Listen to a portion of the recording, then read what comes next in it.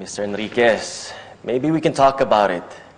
Yes, we're doing everything we can para maayos yung nangyari kahapon. It's just... Hello? Mr. Enriquez?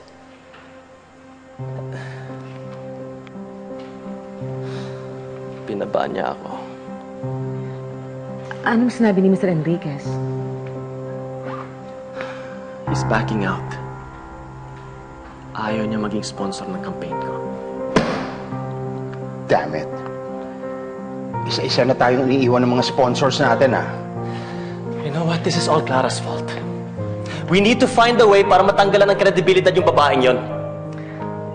Eh kung palabasin kaya natin na may lalaki siya, di ba dati mo na siyang pinaghinalaan?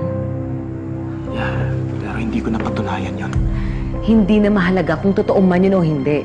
Masiraan lang natin si Clara. I don't think that's a good idea. Ano na lang ang sasabihin ng mga tao? Na naiputan ka sa ulo ng asawa mo. Hindi ka kaya magmukhang tanga niyan?